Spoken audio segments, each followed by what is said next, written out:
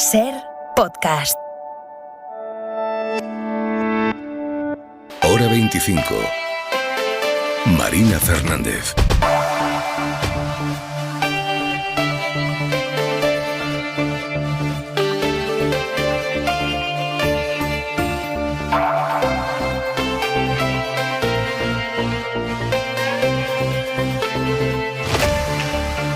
Sigue hasta ahora la rueda de prensa del Consejo de Ministros extraordinario que acaba de aprobar el plan de ahorro, que ya sabemos que fija límites de temperatura, 27 grados en verano, 19 en invierno para edificios y transporte públicos y también para espacios comerciales.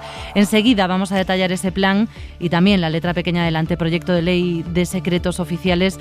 Pero a partir de hoy ya no vamos a contar con una mente, con una voz inestimable para entender nuestra realidad, los desafíos económicos, las mejores respuestas a crisis como la que ahora mismo lo atraviesa todo, porque ha muerto uno de los mejores economistas de este país. Yo creo que es hablar del comportamiento de las personas, de por qué deciden las personas, es hablar de la organización de esas personas con el fin de que sean, iba a decir una cursilada, más felices, pero sí, más prósperas, que tengan más bienestar. Es hablar de cómo se tiene que pautar las decisiones políticas, ¿no?, para que efectivamente se sacrifiquen los menos. Hablar de economía es elegir.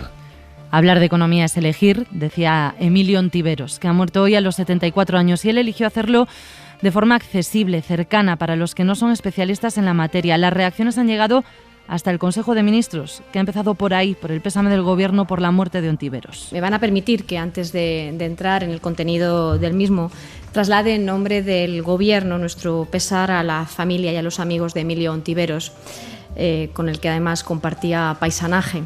Emilio era un prestigioso referente en el mundo de la economía y también un prescriptor entre vosotros, entre ustedes, entre los medios de comunicación, que siempre nos hacía más cercana la información económica, más comprensible. Sin duda una pérdida importante.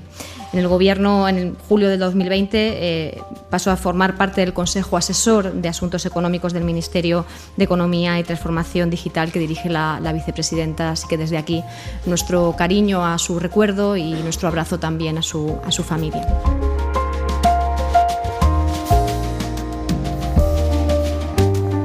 La familia profesional en los medios de Emilio Ontiveros está esta noche en Hora 25.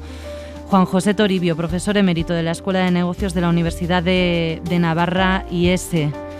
¿Cómo está? Buenas noches. Buenas noches. Pues profundamente impresionado y entristecido, como es lógico. Como estamos todos, podemos decir de alguna manera que han sido ustedes dos compañeros de baile durante muchos años en los medios de comunicación. Pues sí, ha sido así. Durante, yo creo que fueron alrededor de 9 o casi 10 años, en un programa que se llamaba entonces Economía a Fondo, en la cadena CNN Plus de la televisión, donde teníamos un programa semanal. Un programa que empezó estableciendo entre nosotros una relación profesional que fue derivando hacia una amistad verdadera y, como decía antes, profunda. De manera que yo sentía por Emilio pues un gran respeto y un profundo afecto y estoy consciente de que él tenía los mismos sentimientos hacia mí, de forma que llegamos a constituir, los dos nos reíamos diciendo una pareja de hecho, en términos de profesionalidad, en términos económicos. No compañeros de baile, sino pareja de hecho. Bueno, pero esto es una forma de una broma que nos hacíamos uno a otro, sí. La verdad es que cada vez que teníamos un programa conjunto, previamente pues nos hablábamos un poquito y siempre, como digo, pues con una gran amistad y con un gran sentido del humor.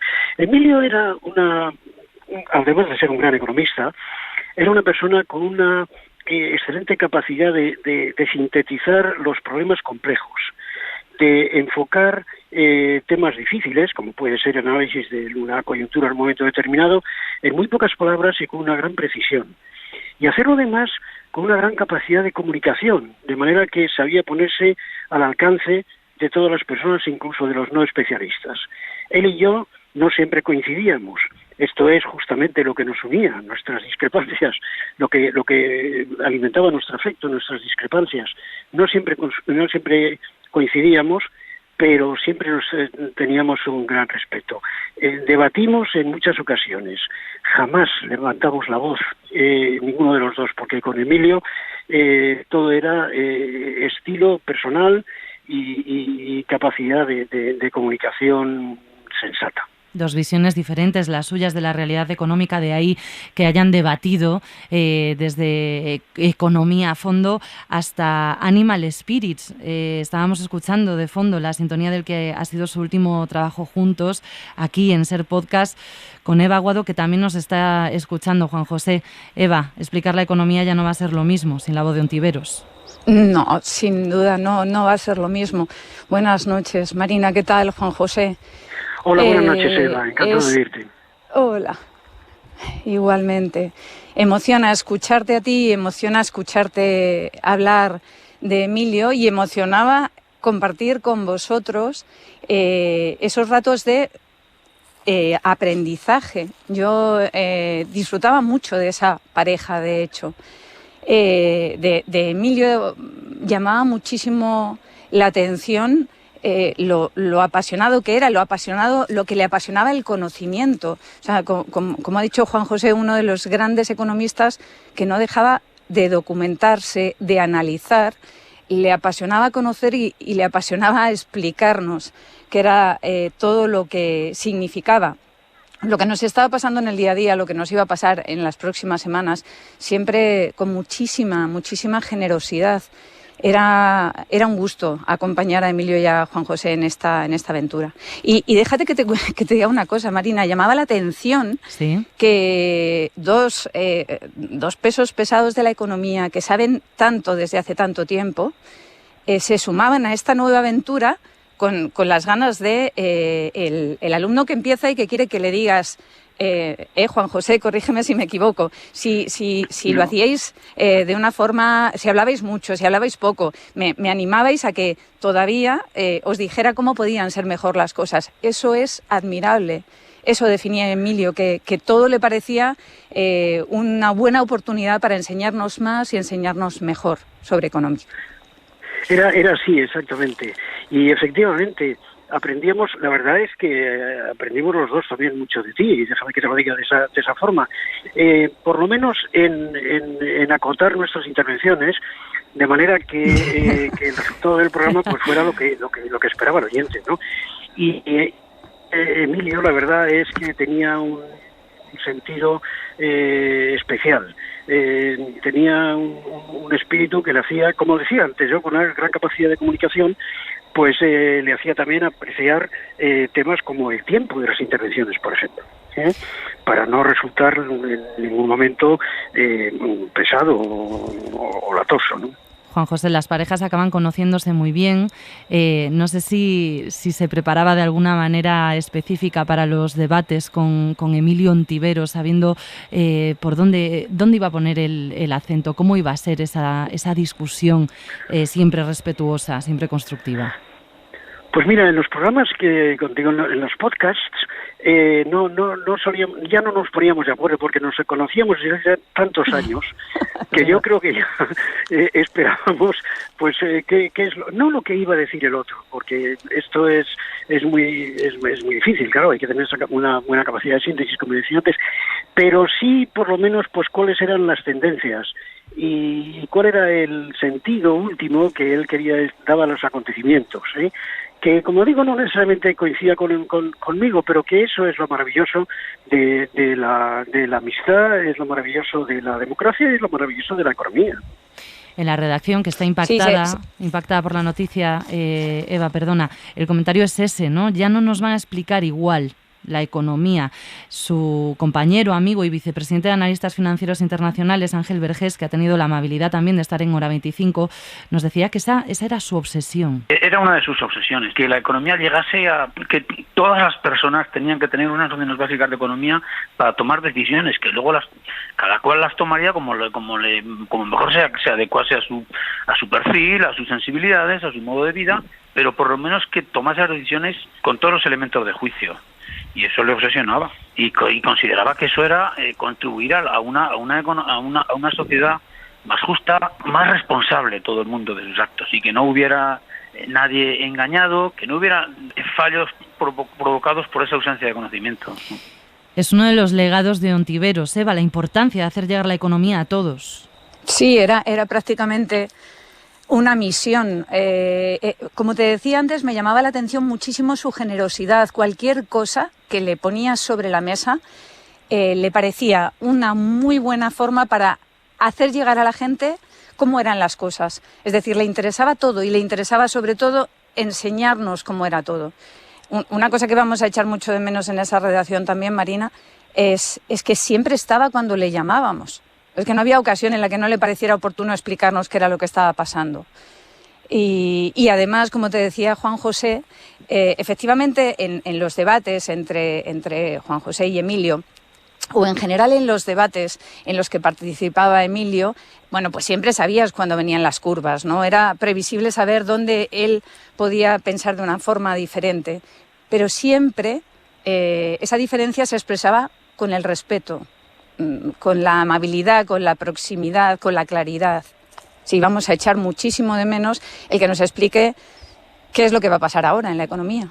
Y que nos ha estado explicando durante décadas y en muchos casos, Juan José, a través de esos debates que compartían. ¿Qué episodios de la historia de la economía de nuestro país recuerda especialmente por haberlos discutido, por haberlos analizado junto a él, junto a Emilio Ontiveros? Bueno, pues prácticamente todo lo que ha ocurrido en la economía española, yo creo en los últimos 20 años, ¿no?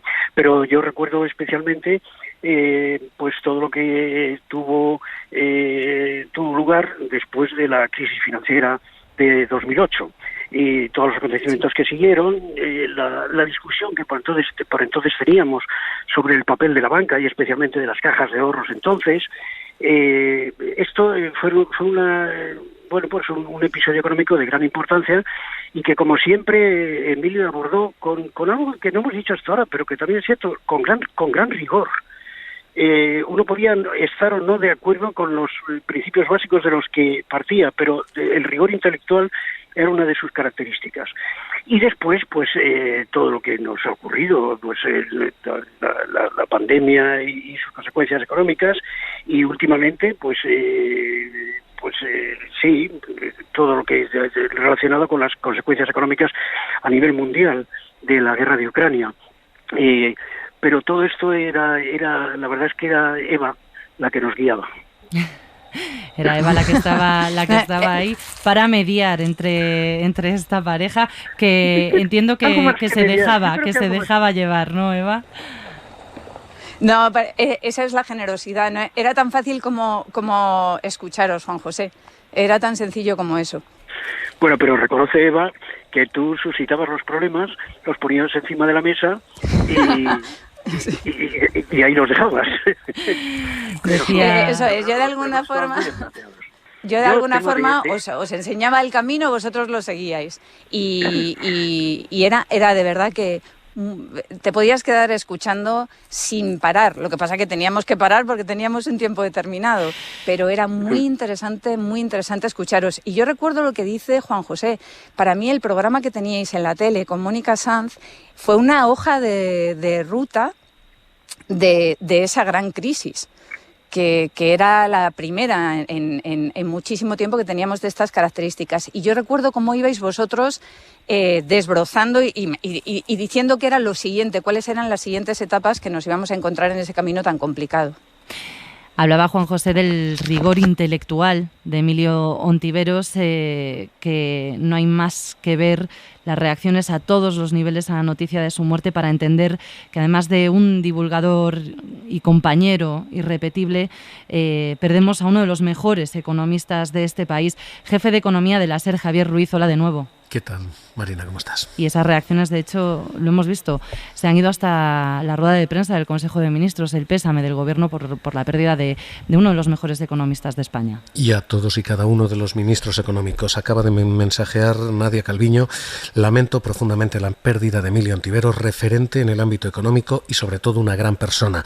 Esa característica la repiten una y otra vez cada uno de los ministros. Yolanda Díaz: una tristísima noticia, tantas conversaciones, tantos momentos por vivir, escribe la ministra de Trabajo. Un fuerte abrazo a su familia.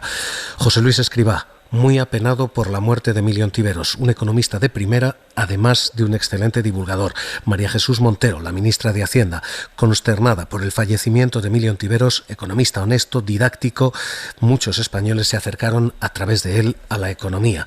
Y, como ellos, Unai Sordo, el líder de Comisiones Obreras, lo lamento muchísimo, Lorenzo Amor, el de ATA, un economista al que siempre respeté, en fin, absolutamente todo el mundo económico. Y acaba de emitir comunicado también lo que fue su criatura, AFI, Analistas Financieros Internacionales. Emilio Ontiveros funda esa casa de análisis en 1987. Entonces era prácticamente él. Hoy son más de 200 profesionales allí con nombres de primera división en la economía. Acaban de emitir un comunicado diciendo: hemos perdido un referente, un maestro para todos nosotros, pero los socios de AFI vamos a velar por mantener su legado, siendo fieles a los principios y valores que él nos ha enseñado y que configuran el ADN de nuestra compañía. Así que, como ves, sí, el mundo de la economía a esta hora llora a Emilio Ontiveros. Gracias, Ruiz. Luego volvemos contigo.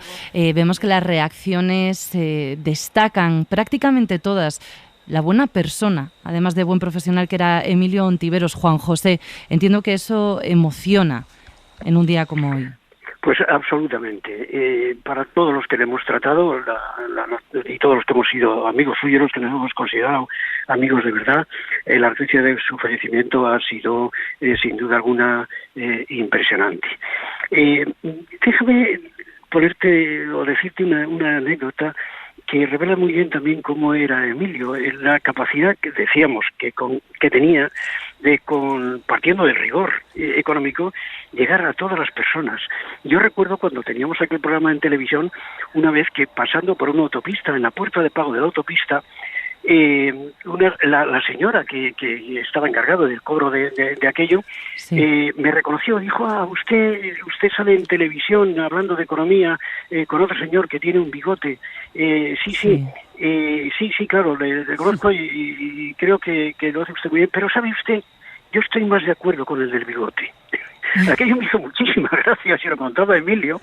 Emilio se reía mucho también, porque indica en qué medida era capaz de llegar a todo tipo de personas con lo que él decía. Pues Juan José Toribio, Eva Aguado, muchísimas gracias por estar en Hora 25 y recordar a Emilio Ontiveros esta noche tan triste para todos. Muchas gracias a vosotros, de verdad es una noche triste. Gracias.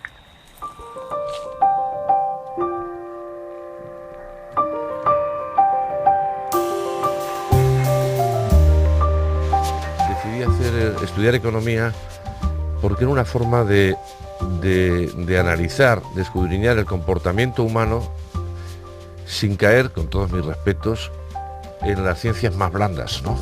En la sociología, en la psicología, etcétera, ¿no? Es decir, a mí me gustaba muy bien el componente historicista que tenía la economía. Es muy difícil saber algo de economía si no sabes de dónde vienes, si no sabes cuáles son los fundamentos de la historia económica. Yo creo que fue esa combinación de elementos, o por lo menos esa ha sido la coartada que a posteriori yo me he ido haciendo para legitimar lo que realmente me divierte, me encanta y satisface todas mis aspiraciones.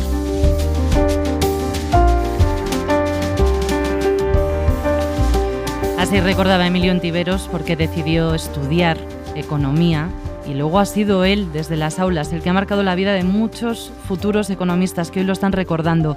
Hemos hablado del Emilio divulgador, con Juan José Toribio, con Eva Aguado, del Emilio economista, al que todos recuerdan hoy, con Javier Ruiz. Y queremos también hablar del Emilio profesor, Gemma Durán, profesora de Economía en la Universidad Autónoma de Madrid. Gracias por estar en Hora 25. Buenas noches. Hola, buenas noches y muchísimas gracias por hacerme partícipe de este homenaje. Usted fue alumna de Emilio Ontiveros. ¿Cómo era el Emilio profesor? Pues mire, fui alumna de él hace muchísimos años, en el curso 88-89, en quinto curso, y bueno, pues tenemos profesores muchos, pero profesores que tú recuerdes y que realmente les puedas llamar maestros hay pocos, ¿no? Y Emilio Ontiveros era uno de ellos. Y además con el paso de los años pues te das cuenta realmente de lo importante que ha sido, de lo que nos enseñaba, de lo innovador que era en ese momento. Y bueno, las clases eran realmente muy participativas. Él insistía mucho, yo eso lo recuerdo siempre, que nos decía que no quería que fuéramos una amenaza cuando saliéramos al mercado laboral. Y constantemente, bueno, pues en las clases nos preguntaba, ¿no? Todas las tardes cuando llegaba él nos decía a cuánto estaba el tipo de interés o cuánto cotizaba entonces el dólar con la peseta. Es decir, cosas que realmente nos hacía estar pues siempre en continua alerta y preparados, ¿no? Porque la pregunta te podía caer en cualquier momento, ¿no? También, bueno, en esa época nos contaba mucho sobre el ECU, ¿no? Que fue el antecesor del euro, ¿no? Que era la unidad de cuenta europea. Sí. Y bueno, pues realmente yo tengo muy buen recuerdo de él como profesor. Y bueno, posteriormente yo tuve la oportunidad de haber trabajado en AFI porque me lo ofreció, pero tenía ya una beca comprometida y no fui. Pero bueno, sí es verdad que tendía la mano a los alumnos, y hay muchísimos estudiantes de la Universidad Autónoma que actualmente trabajan en AFI gracias a Emilio Ontiveros. Decía que con el paso de los años se ha ido dando cuenta de hasta qué punto ha sido un maestro. ¿En qué sentido?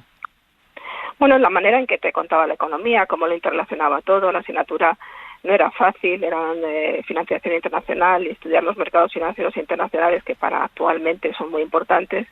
En el año 88 pues realmente tampoco era, más bien, no es que no existieran, pero eran más, estaban menos desarrollados que actualmente, ¿no? Entonces, para un estudiante de economía, pues por ejemplo, que nos hiciera leer el Wall Street Journal, ese tipo de cosas, y bueno, iniciarte en una economía, relacionarte absolutamente todo, pues realmente eso te das cuenta con los años, ¿no? Cuando estás estudiando, pues quizá pues se te hacía una asignatura que él lo hacía bastante fácil. Los exámenes yo no los recuerdo tampoco especialmente difíciles, ¿no? Pero con el tiempo te das cuenta de la importancia de lo que te enseñaba y de la manera que te lo enseñó y de lo bien que lo transmitía.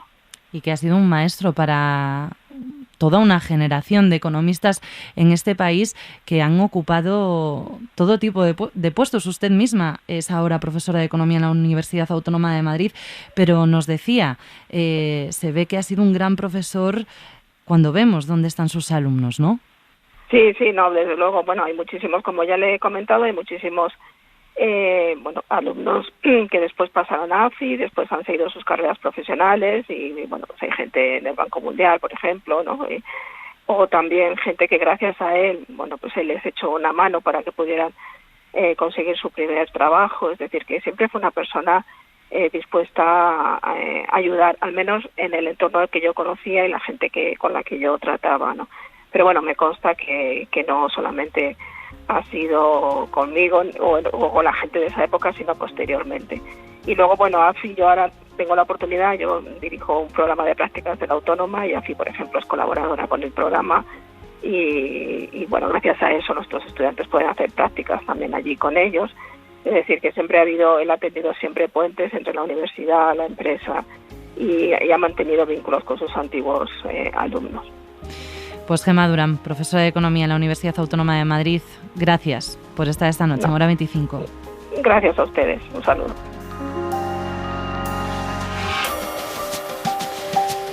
Alumnos, economistas, oyentes, compañeros, lectores y, por supuesto, amigos y familia han perdido hoy a un enorme profesional y una mejor persona. Y en el caso de Emilio Ontiveros es difícil decir esto, mejor persona todavía que profesional, pero en su caso es verdad. Para todos este pequeño homenaje y un abrazo desde la que siempre será su casa. Hacemos una pausa y abrimos el análisis en Hora 25.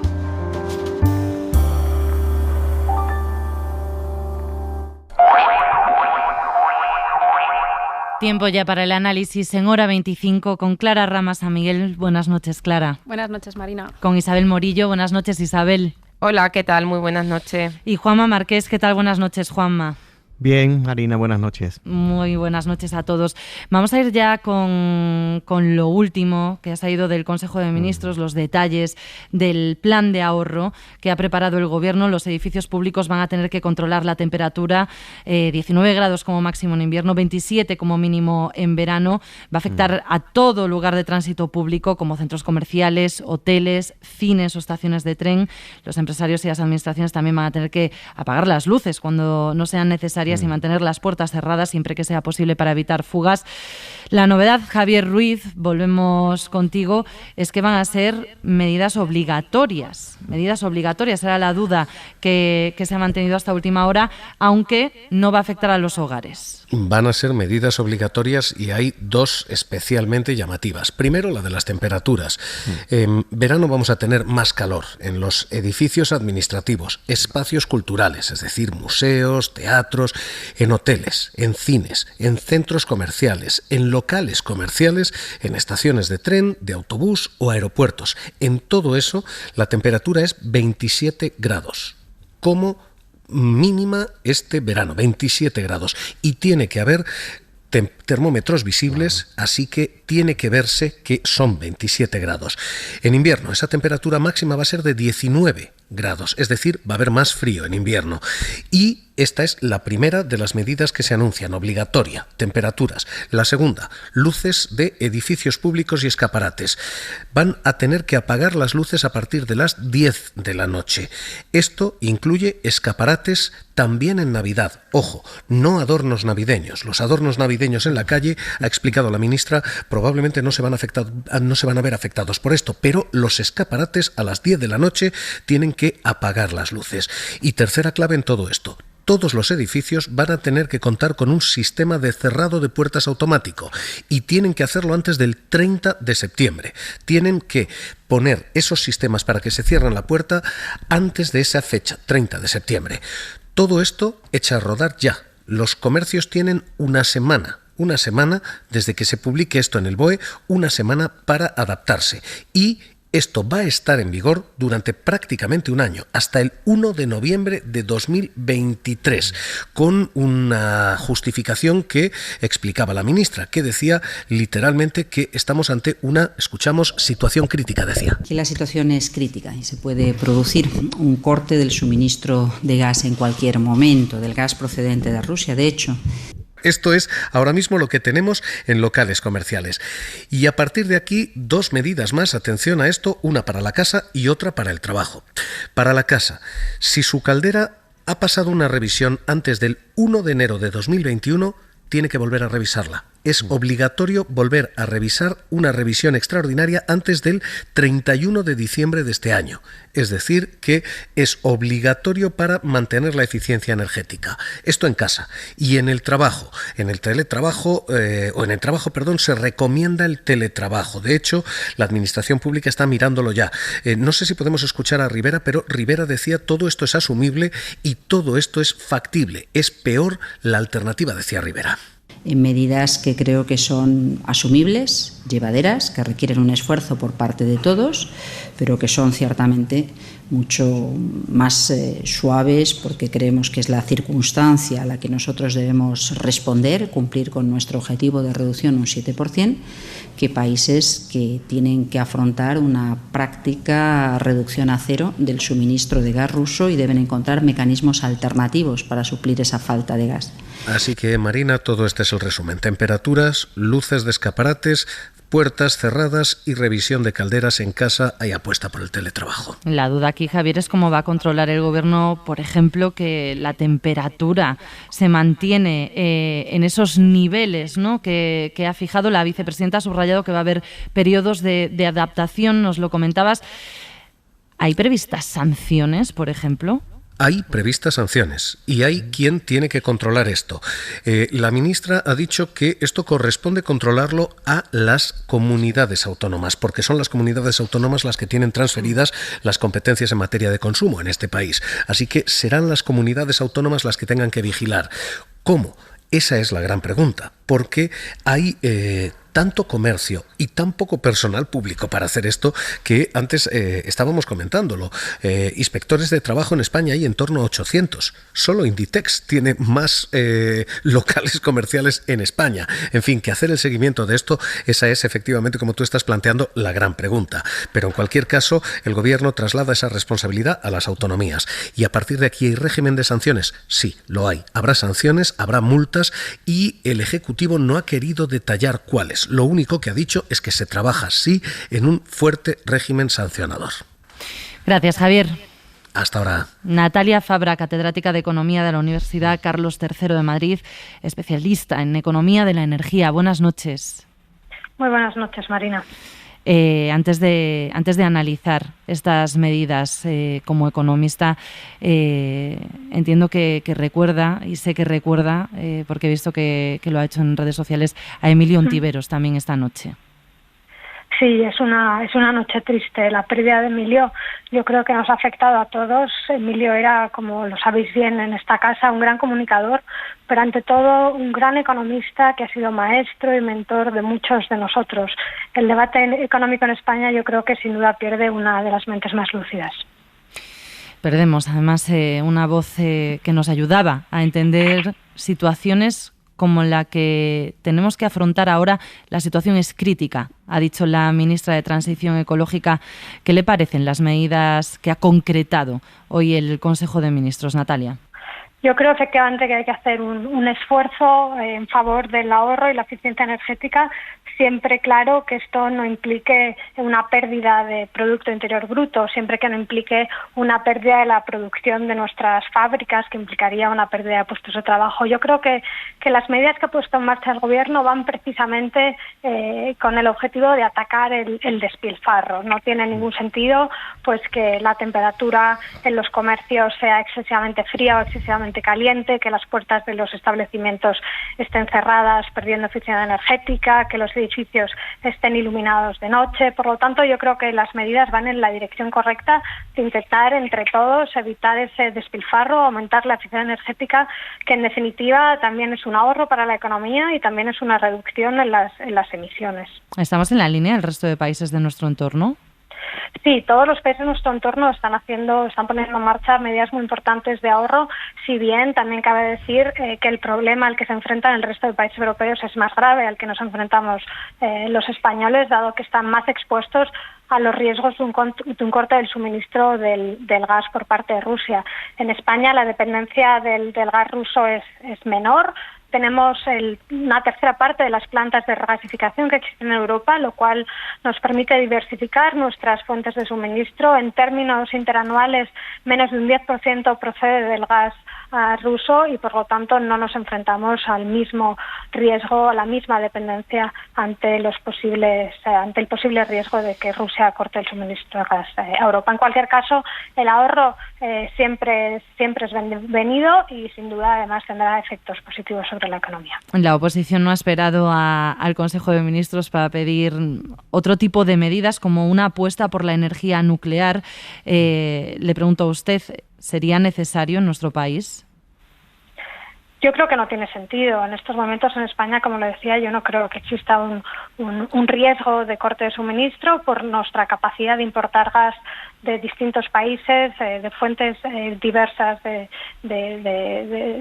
suministro de gas en distintos países. Además, tenemos una capacidad de generación eléctrica excedentaria, disponemos de energías renovables cuya capacidad se va a ver aumento en los próximos años. En estos momentos las centrales nucleares tienen un plan establecido, un calendario de cierre y, por lo tanto, no considero que la extensión de la vida útil de las centrales nucleares, que además implicaría unos costes adicionales para reforzar la seguridad de esas centrales, sea en estos momentos, desde luego, la solución.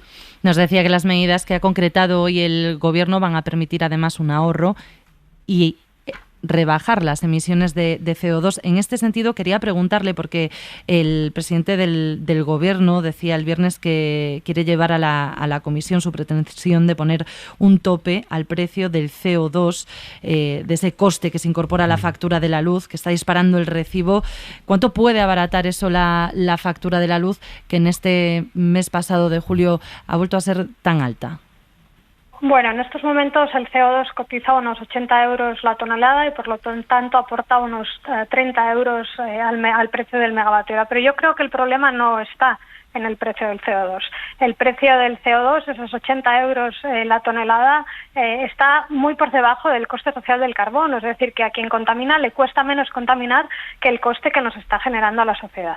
El problema del precio del CO2 es el diseño del mercado eléctrico, que hace que paguemos toda la electricidad a precio de gas. Las centrales de gas emiten CO2 y por lo tanto incorporan el impuesto al carbono entre sus costes y lo trasladan al precio con el que se retribuyen al resto de las centrales de generación eléctrica, incluidas aquellas que no emiten CO2, incluida la generación hidroeléctrica, la nuclear, las renovables. Es ahí donde está el problema, que paguemos el precio del CO2 por centrales que no son contaminantes. Por lo tanto, insisto, el problema no es el precio del CO2, el problema es el diseño del mercado. El Gobierno había ya diagnosticado este problema y, de hecho, había enviado al Parlamento un anteproyecto de ley que permitía recuperar para el sistema eléctrico, en definitiva para los consumidores, ese sobreprecio que ingresaban las centrales no emisoras, a pesar de no tener esas emisiones y a pesar de no devolverle al sistema esos sobreingresos que estaba obteniendo. Este anteproyecto recientemente se ha retirado del Parlamento y, en mi opinión, hasta que no se reforme el mercado eléctrico y se evite que se generen esos sobrebeneficios a esas centrales inframarginales, en mi opinión sería adecuado, más que intentar limitar el precio del CO2, poner en marcha medidas que eviten que ese sobreprecio sea ingresado y no devuelto por parte de las centrales no emisoras. Pues Natalia Fabra, catedrática de Economía de la Universidad Carlos III de Madrid y especialista en Economía de la Energía. Gracias y buenas noches. Muy buenas noches. Nos decía Natalia Fabra, se trata de acabar, en definitiva, con el despilfarro. ¿Veis que van en esa línea las medidas que ha aprobado hoy finalmente el Consejo de Ministros? Isabel, empiezo por ti. Yo creo que son medidas de sentido común. Sinceramente, venía oyendo la rueda de prensa del Consejo de Ministros, que por cierto un tirón de orejas a ese gobierno que hace una rueda de prensa a las 21 horas. Creo que dice muy poco de un gobierno que apuesta por la conciliación. Un análisis de urgencia, el de hoy en Hora 25, que no estamos acostumbrados a que nos pille tan de repente la actualidad, pero sí, acaba de terminar la rueda de prensa. Sí ha sido, Perdona, bueno, Isabel, continúa. Sí, pero me parece que las medidas que relataba la vicepresidenta Rivera eran de sentido común absolutamente. Creo que hay que recordar que estas medidas se toman con un origen que es un sacrificio mínimo, teniendo en cuenta que hay una guerra a las puertas de Europa y que nuestro sacrificio es de chiste comparado con lo que está pasando y con lo que efectivamente van a tener que sufrir otros países. Me parecen que son medidas, además, que deben de instalarse en nuestras vidas, en nuestros usos y costumbres, porque hay un cambio climático que lo estamos viviendo todos, ¿no? Me parece que además hay ayudas a las empresas, que hay un paquete de ayudas adicional, creo que la ministra lo ha tasado en 100 millones de euros, y confío plenamente en que esto no se convierta en un pim pam pum entre los partidos políticos, porque además estas medidas, como bien ha explicado nuestro compañero Javier Ruiz, las tiene que aplicar, o sea, la competencia sancionadora y el régimen de inspección lo tienen transferido las comunidades autónomas, es decir, son ellas las que tienen que inspeccionar y poner las multas, y me parece ridículo y absurdo que hoy en día se hable de ahorro energético como una medida de izquierda o de derecha. Me parece que son medidas absolutamente razonables que todo el mundo, independientemente de lo que vote o de la ideología que tenga, tiene que tener ya incorporadas a su vida, tener conciencia medioambiental o asumir un sacrificio mínimo en un momento donde el ahorro energético es un deber para todos, porque va a haber una situación muy complicada, y creo que las cifras del ahorro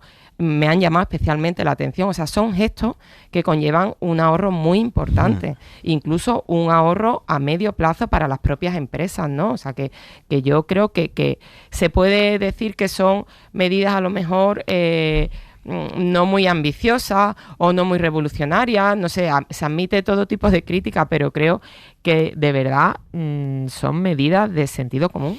Van a obligar en cualquier caso estas medidas a que las empresas tomen medidas. Por ejemplo, los comercios que todavía no tengan efectivamente unas puertas automatizadas. Hoy que hemos salido a la calle a preguntar, algunos se quejaban, no, es que tengo una persiana, yo no tengo una puerta como tal. ¿Cómo esperáis que sea esa acogida de estas medidas por parte del sector privado? Juanma. Pues mira, habrá de todo, pero una de las calles más frías que hay en España, incluso hoy que hace 39 grados en Sevilla, está en Sevilla. La calle Tetuán, la calle O'Donnell, que es una calle comercial que está entoldada y todas las tiendas de las grandes marcas tienen las puertas abiertas. Te puedo decir, Marina, que da gusto pasear por esa calle aunque sean las 3 de la tarde y haya 40 o 41 grados medidos en el aeropuerto de Sevilla. Es un absoluto despilfarro. Pensemos, ¿cuántas veces hemos ido al cine en verano y nos hemos tenido que llevar un jersey o una rebequita? Porque sabemos lo que pasa allí. O que te montas en un autobús y casi te resfrías.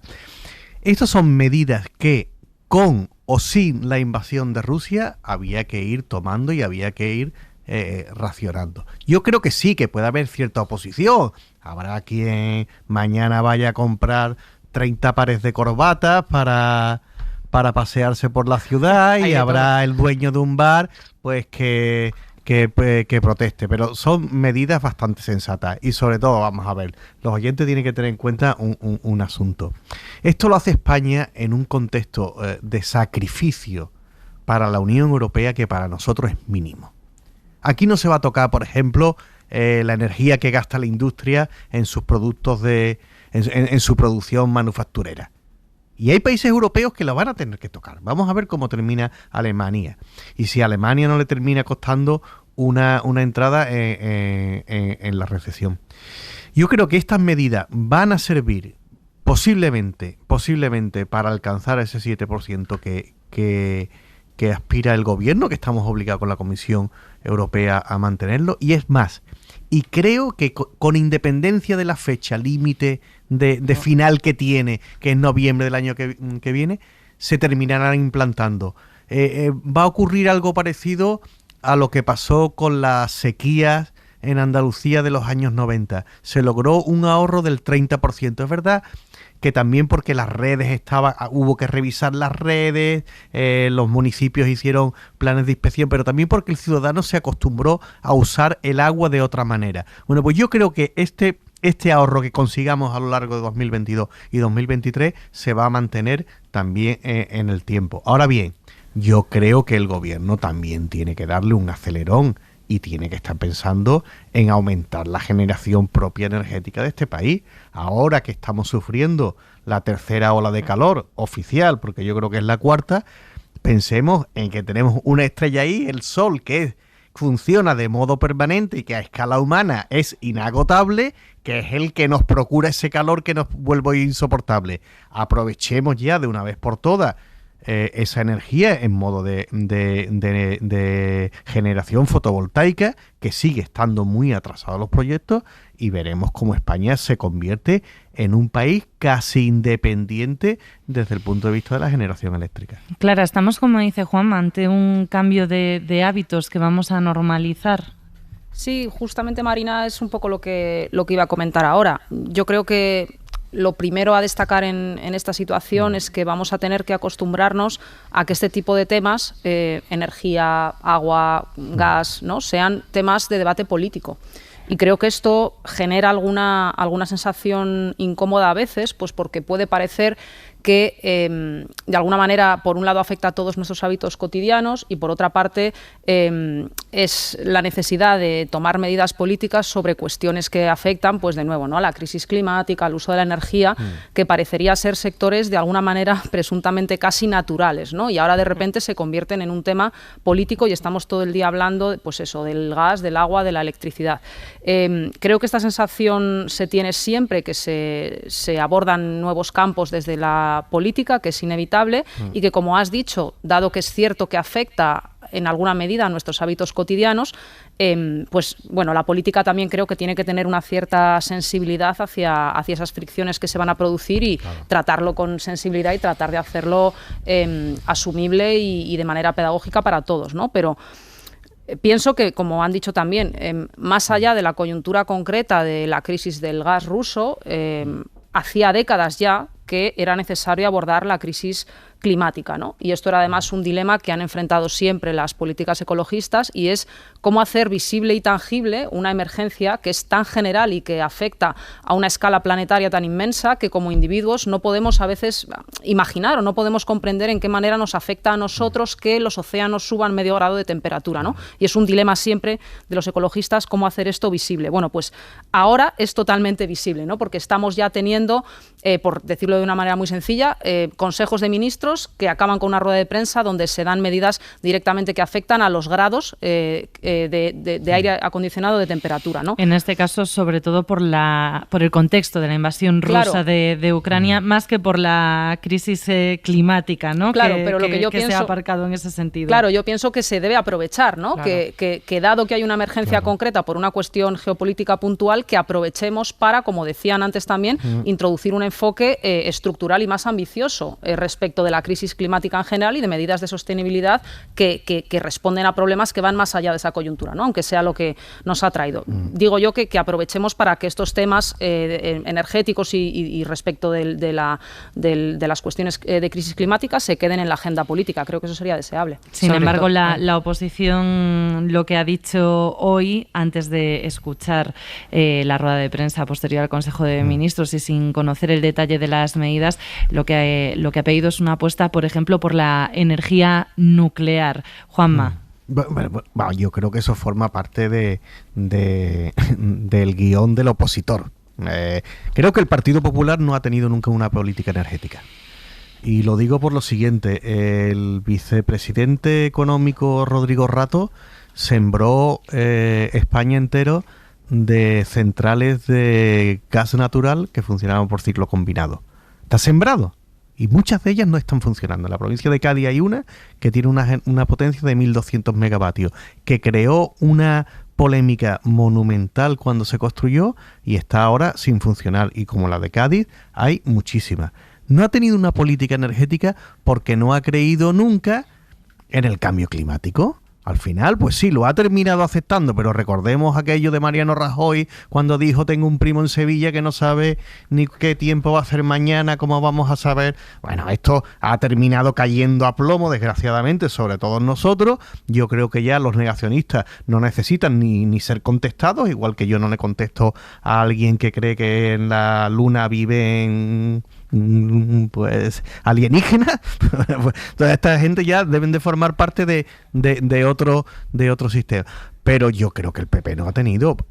Ahora comenzará a cambiar. Ahora, si el PP lo que dice frente a esto, energía nuclear. Hombre, yo, por ejemplo, no estoy en contra de la energía nuclear y creo que en el pool de España, en el pool energético, sería bueno que se conservara la misma potencia de generación que existe ahora mismo. No soy un antinuclear, pero creo que la solución no pasa por energía nuclear. Yo creo que es un intento de poner al PSOE enfrente de un dilema y ahora discutir si energía nuclear sí o energía nuclear no, cuando no es el asunto. Lo vuelvo a decir, llevamos un verano, y todos los veranos van a ser así, y el verano cada vez va a durar más tiempo y más meses, que nos está demostrando que tenemos una estrella al lado que funciona por fusión nuclear y que nos da una cantidad de energía tremenda y que hay que aprovechar más. Y además en un país como Andalucía, con la fotovoltaica, con la eólica y con las dos o tres centrales que tenemos. Que no has elevado categoría de país. Has dicho que Andalucía es un país como Andalucía. Querrás decir como no, España, no, como Andalucía no, me refiero como España, a España, que creo que sí, que yo creo que el debate ahora mismo de verdad no es nuclear sí o nuclear no. Y creo que los países que han cerrado centrales nucleares, que se han opuesto a las centrales nucleares, como Alemania, como lo último que ha hecho Angela Merkel, han cometido un error de bulto. En el caso alemán, además, magnificado porque terminaron por convertir ese asunto en un candado más que le unían con el régimen de Putin. Pero ya digo, yo creo que ese no es el debate ni debe ser ahora el debate. Ahora sí le aconsejo al Partido Popular que estudie algo de energía, que vea cómo se está moviendo el mundo y que que haga una propuesta un poquito más seria y que vaya más allá de proponer las centrales nucleares. Vamos a avanzar al que ha sido el otro gran asunto del Consejo de Ministros extraordinario de hoy, porque si no me dicen que van a echar a Guillermo Lerma de Moncloa. Guillermo, buenas noches. Buenas noches, Marina. El anteproyecto de ley de secretos oficiales con el que el Gobierno busca sustituir la actual norma del franquismo ha confirmado el ministro de la Presidencia, Félix Bolaños, que los secretos oficiales van a estar bajo llave entre 4 y 50 años. En este último caso, los más confidenciales, los más sensibles. De Bolaños va a depender, además, esta materia que hasta ahora estaba en manos del Ministerio de Defensa. Guillermo. Sí, Marina, lo más importante de la ley es que, como decías, por primera vez en nuestro país se van a establecer esos plazos para la desclasificación automática de documentos. La norma en vigor permite que se mantengan ocultos de por vida. Ahora, a partir de la aprobación definitiva de ese texto, se van a poder conocer una vez que pase un determinado plazo, que era en función de 4 categorías. Los altos secretos de más sensibilidad, ya lo decías, no se van a poder hacer públicos hasta que pasen 50 años desde su clasificación, que además, lo ha desvelado el ministro Félix Bolaños, podrán prorrogarse 15 años más. El secreto, la confidencialidad o el dato restringido se distribuye en plazos que van desde los 40 años ampliables a 50, 7 y 10 años o 4 y 6 años. Categorías establecidas en función del peligro que esa información suponga para la seguridad o los intereses del país, y plazos que, según el ministro de la Presidencia, Félix Bolaños, son razonables y se adaptan a la normativa internacional. Consideramos que son plazos razonables, absolutamente en línea con los países de nuestro entorno, democracias avanzadas que también son socios nuestros en la Unión Europea y en la OTAN. Plazos que además serán revisables. La ley regula el acceso de los diputados también a la información clasificada. Es una novedad. Los diputados que forman parte de la Comisión de Gastos Reservados, es decir, los portavoces de los grupos parlamentarios, podrán solicitar a ese órgano la desclasificación de documentos. También lo podrá hacer cualquier persona que se considere afectada por esa documentación. Si se le deniega, tendrá la opción de recurrir ante los tribunales. Y otra incógnita, ¿qué pasa con los archivos o documentos que ya se han clasificado? Estamos hablando de un volumen ingente, Marina, de expedientes, de papeles que se clasificaron desde 1968. Se podrá hacer pública de oficio por los departamentos que la guardan en secreto, y también lo podrán pedir cualquier persona que así lo desee. Y un dato más, ninguna administración se podrá librar en principio de la aplicación de esta ley, así que eso quiere decir que los archivos y documentos de la Corona también podrían empezar a ver la luz a partir de la aprobación de esta norma. Ese plazo de 50 años antes de desclasificar documentos, no gustan los socios de gobierno, ni a los de coalición, a Unidas Podemos, ni a los de investidura. Aseguran que es demasiado tiempo. Sara Selva, buenas noches. ¿Qué tal? Buenas noches. Los plazos no gustan a Unidas Podemos, que dice que esos 50 años son excesivos, que una democracia como la española no debe tener miedo a saber. Jaume Asens, el presidente del grupo parlamentario en el Congreso, en declaraciones a la SER. Esta ley nace un poco con el freno puesto, ¿no? Porque parte de la idea del miedo a que la gente, de la ciudadanía, sepa, ¿no? Aclaran en Unidas Podemos que es una discrepancia pactada, es decir, la idea es negociar con el PSOE para que cuando el texto vuelva al Consejo de Ministros para la segunda vuelta ya sí cuente con su apoyo. Tampoco ha gustado la propuesta en el PNV, dicen que es una buena noticia, pero que llega muy tarde y que los plazos son decepcionantes. Los nacionalistas vascos, de hecho, planteaban un plazo máximo de 25 años. En Bildu acusan al Gobierno de incumplir su palabra y le exigen que rectifique. Y el PP no ha entrado a valorar los plazos, pero sí ha criticado que el asunto pase del Ministerio de Defensa al de Presidencia. Lo ha dicho el vicesecretario Juan Bravo. Pasamos de Defensa del CNI al Ministerio de Presidencia, algo que parece sin duda que politiza aún más, si cabe, estos secretos oficiales y que está debilitando a una ministra como la ministra Robles. Critican también en el Partido Popular que el Gobierno no les haya informado. Dicen que esta es una cuestión de Estado y que se debería acordar también con ellos.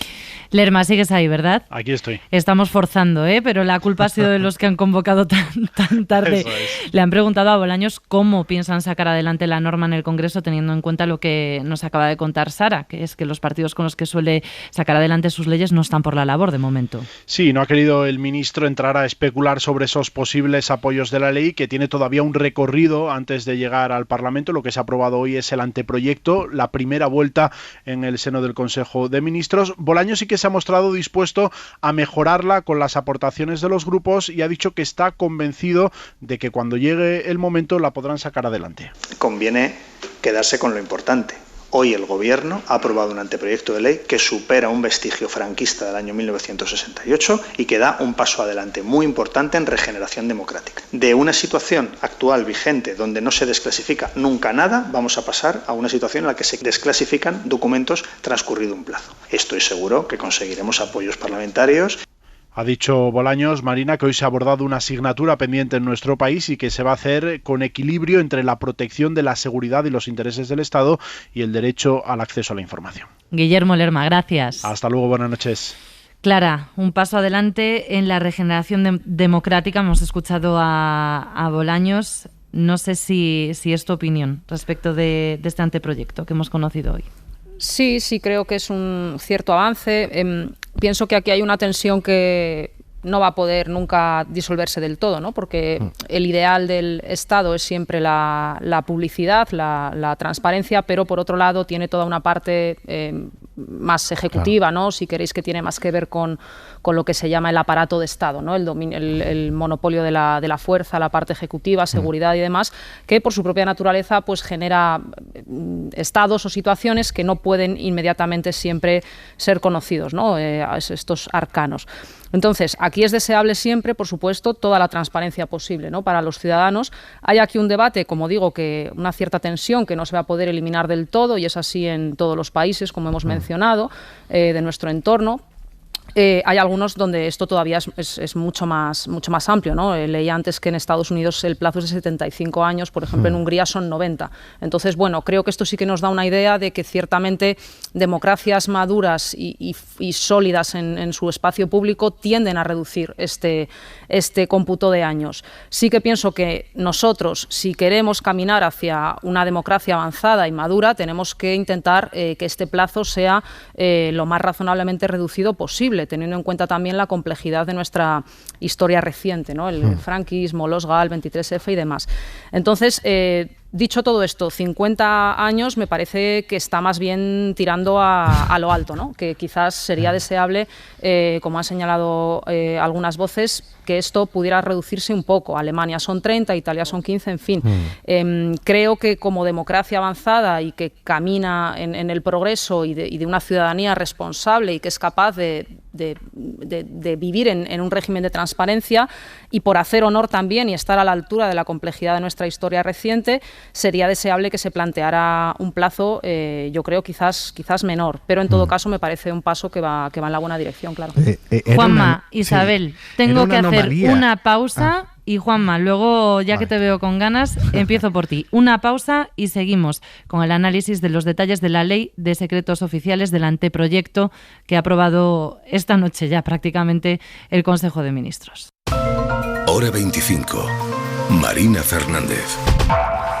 Vamos a retomar el análisis donde lo dejábamos. Reflexionaba Clara en su primer análisis de la Ley de Secretos Oficiales que ese plazo de 50 años para desclasificar la información más sensible le parece amplio, mejorable, reducible. Juanma, nos quedábamos sin tiempo para tu respuesta.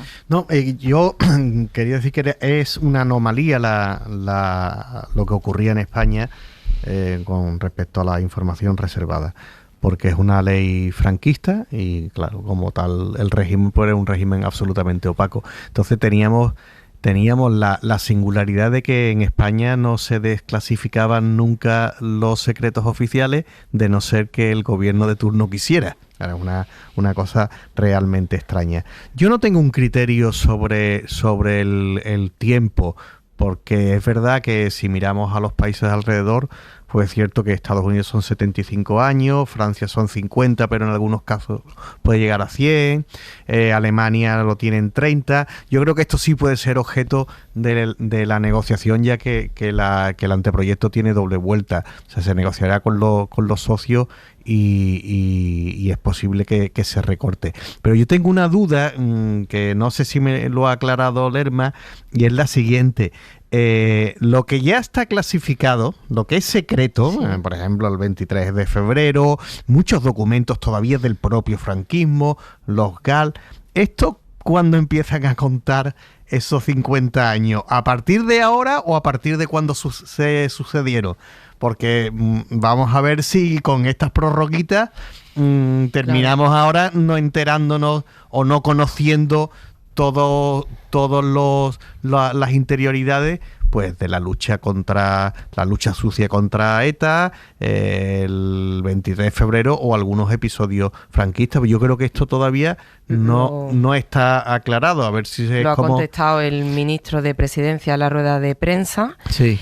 Y en este tipo hay una desclasificación automática, pero en este tipo de acontecimientos, que es donde está puesta la lupa, y por eso Podemos... Los acontecimientos más sensibles, sí. Decide de forma discrecional el gobierno y en última instancia los jueces. Eso lo ha explicado el señor Bolaños en su comparecencia. ¿Eso qué significa? Que no se van a... es decir, que lo que ocurre el 23 de febrero no lo vamos a saber en el 2031. Si el gobierno decide que no... se recurre a la instancia judicial y avala esa decisión, no lo conoceremos cuando se pida o cuando toque la prescripción. A mí ese punto, si esto es así, me parece, lo voy a explicar de una manera clara que se me entienda, me parece un mamarracho. A mí si ahora algunos hechos finales del franquismo, ahora en el año 2022 es cuando le vamos a contar 50 años, pues hombre, es quedarse un poco con el personal. Yo espero que no sea así. Espero que no sea así. A mí me parece que ese exceso de discrecionalidad de la norma lo que menos me gusta. O sea, es verdad que el ministro de la Presidencia se ha amparado en la comparativa que resiste perfectamente la normativa española con otros países, democracias avanzadas, decía él, de nuestro entorno. Pero también es verdad una cosa que ha dicho Clara en su reflexión y que comparto absolutamente. Nosotros venimos de una guerra civil y de una larga dictadura. Nosotros tenemos que arrojar luz después de una serie de años para que nuestra democracia demuestre su solidez y su buen estado de salud, que yo confío en que lo tiene.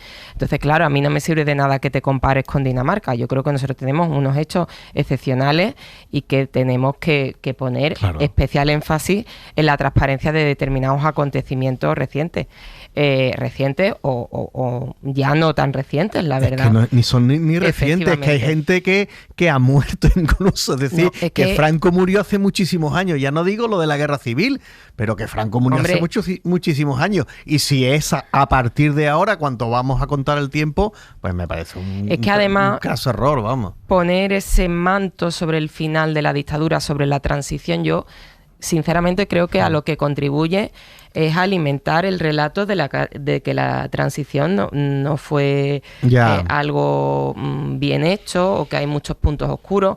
Hay también otro punto, que es el papel del rey, que ahora está muy cuestionado por muchas cosas. Yo creo que arrojar luz sobre determinadas cosas, y tú has mencionado dos concretas, que es donde la oposición pone la lupa. Uno es el golpe de Estado del 23 de febrero y otro es la lucha de los GAL contra ETA, la guerra sucia. Me parece que son puntos donde todos ganaríamos, incluida la democracia española, si se arrojara luz, y la discrecionalidad me parece que no es buena. Los GAL, decía antes Clara, esto evidencia una vez más el conflicto o los problemas a la hora de abordar nuestra memoria, Clara, también. Sí, sin duda es, un poco una asignatura pendiente, ¿no? Y algo que, por desgracia, en el caso español no ha logrado... Que no acabamos de claro, superar. Exacto, no ha generado como un clima cultural en el cual pueda darse una conversación también intergeneracional, ¿no? Y donde pueda ponerse en común realmente y resolverse desde todos los prismas que estuvieron afectados, qué es lo que ocurrió, qué reparación debe darse, y eso no acaba de terminar. Una ley como esta, en principio, debería conducir directamente a que eso fuera más fácil, y con estos plazos tan dilatados, y sobre todo lo que más me preocupa, lo que ha comentado antes Juan Manuel, es la cuestión de que incluso puede que no sea automático, que siga estando sujeto, decía Isabel, a la discrecionalidad de una decisión ulterior. Creo que esto no ayuda para nada a la conversación pública que todavía nos debemos sobre nuestra memoria. Sí, totalmente. La sociedad española, yo creo que es muy madura como para aguantar todo este tipo. Más madura de lo que creen sus representantes políticos. Yo sí lo creo. Yo sí lo creo, porque, entre otras cosas, porque se ha producido un relevo generacional importantísimo. Aunque yo crea, Juan Manuel Márquez, nacido en 1966, que el 23 de febrero es un hito histórico importantísimo en la historia de España, a mis hijas el 23 de febrero, pues casi como la guerra del Vietnam. Y la gran mayoría de la población española ya es una población, digamos, desacomplejada o desinhibida respecto a los estertores del franquismo o incluso hacia la guerra sucia contra ETA. Yo creo que sí, que este país lo aguanta todo y tiene el derecho de saber los puntos oscuros, que yo creo que son pocos puntos oscuros. Yo creo que la mayoría lo sabemos y creo que no habrá giros belmonteños de la historia española, que la guerra sucia existió y que estuvo organizada por un gobierno socialista, está claro, y ahí está en los tribunales. Por lo tanto, tampoco vamos a llegar a mucho más. Y en el 23 de febrero habrá algunos aspectos que no sabemos, pero quedará sometido también el 23 de febrero al juicio de los historiadores e incluso a la polémica. Yo de verdad creo que España y el gobierno lo que demuestra, si esto es así, si no se aplica el automatismo, es una debilidad y un complejo hacia un país que ya es de otra manera y que es muchísimo más maduro. Y quiero subrayar otra cosa. Todos los países tienen ese tipo de daños históricos. No creamos que España es un endemismo en Europa. Los franceses tienen un problema terrible con su colaboracionismo durante la Segunda Guerra Mundial con los nazis, y cada país tiene su conflicto y su secreto. Es decir, que no somos tan extraños. Lo que sí es cierto es que ninguno de estos países tiene una legislación que afecte a secretos oficiales que provenga de su dictadura, ¿no? Isabel, sí, todos los países tienen su tarita, digámoslo así, pero a mí me da mucha envidia, por ejemplo, Alemania y la falta de complejo y la unanimidad al afrontar su historia. Pues léete las memorias de John Le Carré, que estuvo en Alemania después de la Segunda Guerra Mundial, y comprobarás cómo en Alemania la desnazificación tampoco fue tal como sí, no fue tan completa contado, como se ha dicho. Eso hombre, es decir, todos los pero la gestión de la memoria sí ha sido diferente. La conversación pública ha sido mejor a nivel de visibilidad. No tiene nada que ver, allí no es controvertido. O sea, aquí se discute todavía sumar a los cadáveres de las cunetas, por favor. No, creo que es incomparable. O la condena, o efectivamente el reconocimiento de las víctimas. Es que en este punto todo se politiza. Por cierto, acabo de ver un tuit de la presidenta de la Comunidad de Madrid, que ha puesto hace 5 minutos, dejando ya claro que en la Comunidad de Madrid no se apaga y que ya no va a aplicar las medidas de ahorro energético que acaba de salir del Consejo de Ministros, porque esto genera inseguridad, espanta el turismo y el consumo. En fin, si esperábamos que no hubiera guerra y pim pam pum y pim pam pum político con un asunto que creo que todos hemos coincidido que era de sentido común, ya está la guerra planteada y las comunidades del PP veremos en qué sentido se pronuncian. Veremos en qué sentido se pronuncian. Nos contaba Javier Ruiz que están previstas sanciones para cualquier incumplimiento. Pregunta también en ese tuit Isabel Díaz Ayuso qué ahorro se va a aplicar el gobierno a sí mismo, el gobierno que va a empezar también por todos los edificios de las administraciones públicas aplicando esto, Juanma. Sí, no, bueno, el gobierno es que se lo estaba aplicando ya, porque el gobierno sí tenía una ley para sus centros públicos.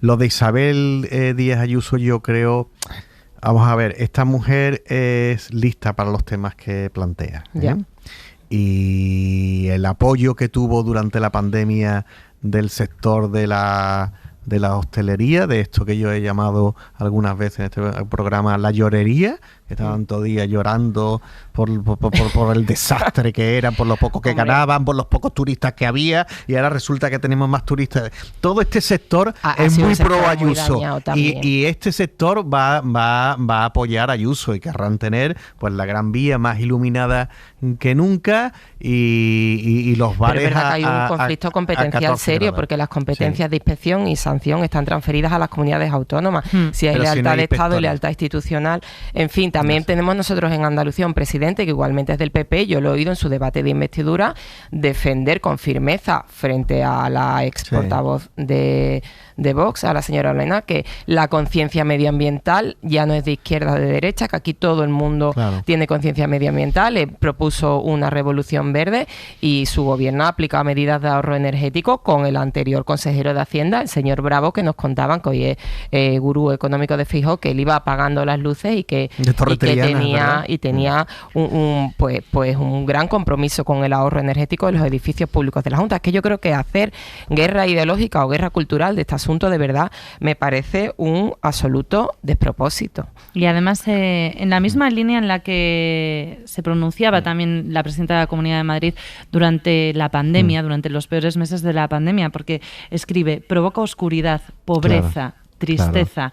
Estamos viendo otra vez a Isabel Díaz Ayuso animando... Los mismos términos. Es decir, la rebelión...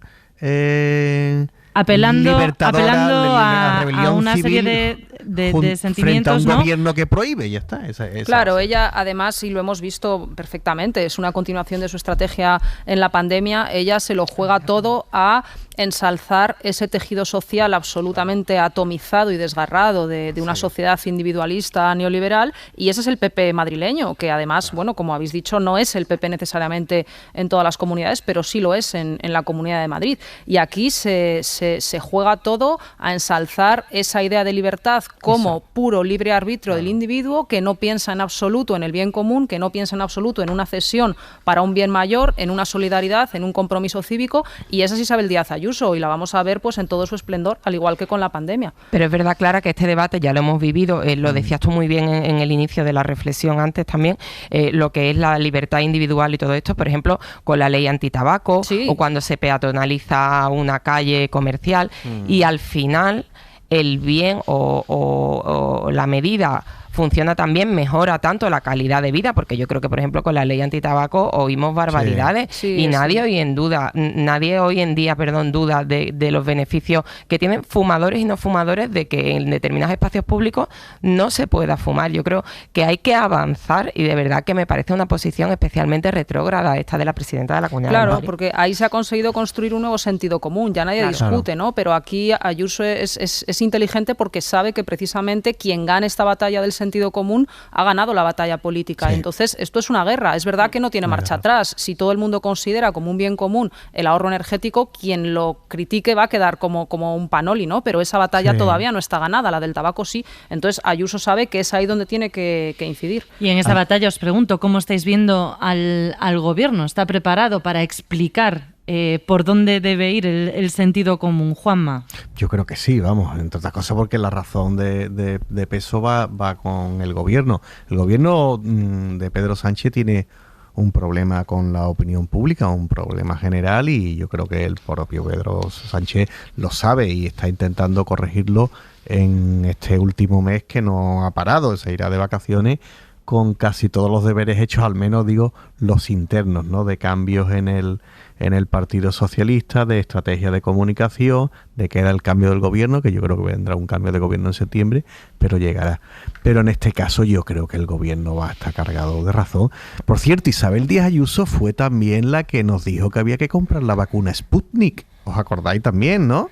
Esta señora es muy lista, pero también se equivoca, y algunas veces se equivoca de una manera colosal. Lo que hay que ver en estos momentos es qué hace el líder del Partido Popular, Alberto Núñez Feijóo.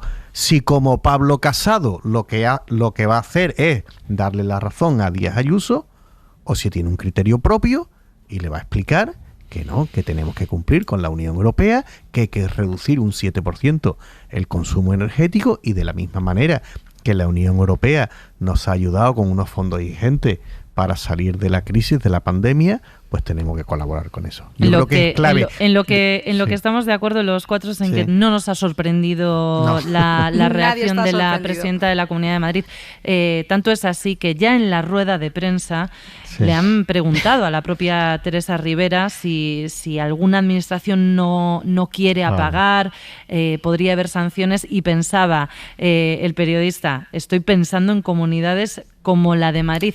Esa era la pregunta, esta es la respuesta de Teresa Rivera. Creo que sería una absoluta temeridad, insolidaridad y un desubique muy importante que ningún responsable de ninguna administración pública pueda decir que no está dispuesto a hacer ningún esfuerzo para compartir la parte que nos corresponde, que nos han pedido y a la que nos hemos comprometido con respecto al resto de Europa, Medidas que creo que son asumibles, llevaderas, que requieren un esfuerzo por parte de todos, pero que son ciertamente mucho más suaves que países que tienen que afrontar una práctica reducción a cero del suministro de gas ruso y deben encontrar mecanismos alternativos para suplir esa falta de gas.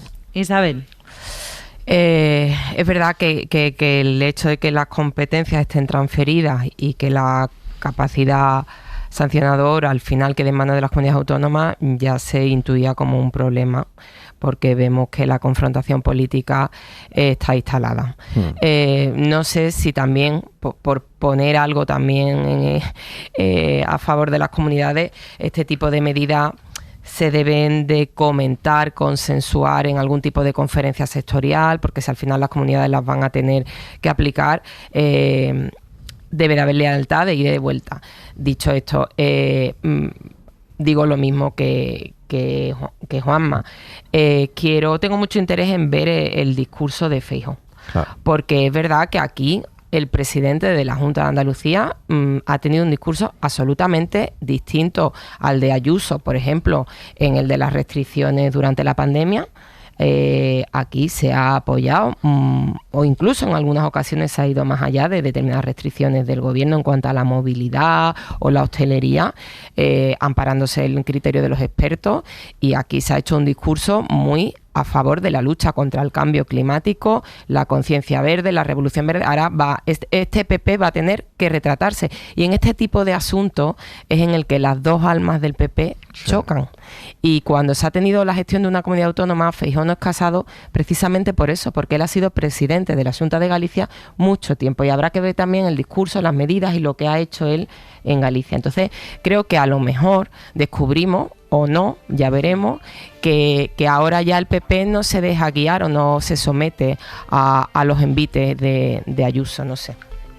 Eso lo iremos viendo y tendremos oportunidad de comentarlo seguro, porque a pesar de ser verano, lo cierto es que día tras día tenemos mucha actualidad que comentar. Clara Rama, San Miguel, Isabel Morillo, Juanma Márquez, nos hemos quedado sin tiempo. Hasta la próxima. Un placer. Suscríbete a Hora 25.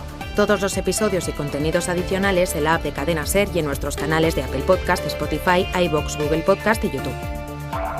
Escúchanos en directo en la Ser de lunes a viernes a las 8 de la tarde.